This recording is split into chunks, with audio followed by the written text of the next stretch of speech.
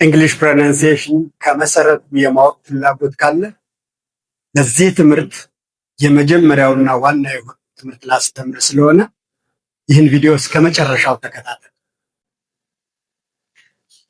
ወደ ዝርዝር ትምህርት ከመግባታችን በፊት እንግሊዝኛ ቋንቋ በአጠቃላይ ለንግግር ስንት ድምጾች ይጠቀማል? አሁን ወደ ካንሰነንት ሳውንድስ እንውሰድ።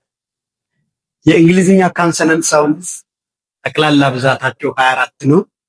አንድ የተለየ ድምፅ እንጨምርበታለን። እንደ ተጨማሪ የሚቆጠር 25ኛ ድምፅ ይኖረዋል ማለት ነው። እነዚህን 24 ድምፆችን በሁለት ምድብ እንከፍላቸዋለን። ቮይስለስ ካንሰነንት ሳውንድስ እና ቮይስድ ካንሰነንት ሳውንድስ ብለን በዚህኛው ቪዲዮ የመጀመሪያዎቹን ቮይስለስ ካንሰነንቶችን ነው ማስተዋወቅ። ለምንድን ነው ይሄን መማር ያስፈልገው የሚለውን ጥያቄ መመለስ አለብን። የእንግሊዝኛ ቋንቋ ተናጠል የንግግር ድምፆችን ማጥናት የሚያስፈልግበት የመጀመሪያው ምክንያት እንግሊዝኛ ፊደላቱ ለመጻፍ እንጂ ለማንበብ ስለማያገለግሉ እነዛን የሚጻፉ ፊደላት ለማንበብ እነዚህን ድምፆች መለየት ስለሚያስፈልግ ነው። ሁለተኛው ደግሞ ሌሎቹ የፕሮናንሲዬሽን ህጎች የሚነሱት ድምፆቹን ከመለየት ነው። ስለዚህ እነዚህን ድምፆች ካለየን ይህንን የፕሮናንሲዬሽን ህግ አፕላይ ማድረግ አንችልም። ምሳሌ ላሳይ። ለምሳሌ የእንግሊዝኛ ቃላት ላይ አስክ የሚለው ቨርብ ላይ ኢዲ ጨምረን ፓስት እናደርገዋለን፣ ሲምፕል ፓስት ፎርም። ስታፕ የሚለው ቃል ላይ ኢዲ ጨምረን ፓስት ፎርም እናደርግ፣ ሚስ ኢዲ፣ ላፍ ኢዲ። ስለዚህ በእነዚህ ቃላት ላይ የጨመርናቸው ቅጥያዎች ሰፊክስ ይባላሉ። ድህረ ቅጥያዎች እንደ ድ አይነበቡ። ምክንያት በእነዚህ ቃላት ውስጥ ያሉት የመጨረሻ ድምፆች ቮይስለስ ካንሰናንት ስለሆኑና የተቀጠለው ቅጥያ ደግሞ ቮይስድ ካንሰናንት ስለሆነ በባህሪ ስለማይመሳሰሉ የግድ ከዋናው ቃል የመጨረሻ ድምፅ ጋር በባህሪ መመሳሰል ስላለበት ከድ ድምፅ ወደ ት ድምፅ ተቀይሮ እንዲነበብ ይፈለጋል።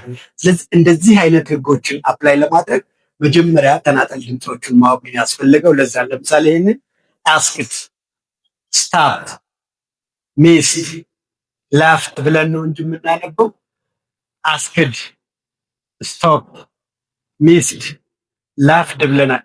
በድ ሳይሆን በት ድምፅ ነው የሚነበቡት። ምክንያት የነዚህ ቃላት የመጨረሻ ድምፅ ቮይስለስ ካንሰናንት ስለሆነ።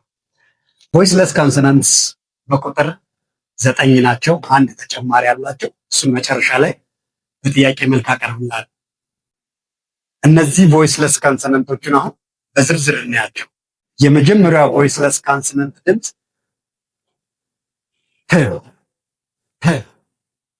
ት ስንል የምናገኛት የመጀመሪያዋ ድምፅ። ሁለተኛዋ ትብ ስንል የምናገኛት የመጀመሪያዋ ድምፅ። ሶስተኛ ክት ስንል የምናገኛት የመጀመሪያዋ ድምፅ። አራተኛ ፍት ስንል የምናገኛት የመጀመሪያዋ ድምፅ። አምስተኛ ፊል ስንል የምናገኛት የመጀመሪያዋ ድምፅ። ስድስት ሂት ስንል የምናገኛት የመጀመሪያዋ ድምፅ። ሰባት ስል ስንል የምናገኛት የመጀመሪያዋ ድምፅ። ስምንት ሽብ ስንል የምናገኛት የመጀመሪያዋ ድምፅ። ዘጠኝ ቺብ ስንል የምናገኛት የመጀመሪያዋ ድምፅ። ዋናዎቹ 9 ናቸው። ይቺ ግን እንደ ተጨማሪ ድምፅ የምትቆጠር የራሷ ምልክት ያላት አንድ ድምፅ አለች። ይቺ የእንግሊዝኛ ቮይስለስ ካንሰናንት ድምፅ ማን እንደሆነች አንተ ገምት። የእንግሊዝኛ ፕሮናንሲዬሽን መሰረት ለማስያዝ እንደዚህ አይነት ትምህርቶችን በዝርዝርና በጥልቀት የመማር ፍላጎት ካለ በዚህ የስራ ስልክ በመደወል ተጨማሪ መረጃ ማግኘት ትችላለህ።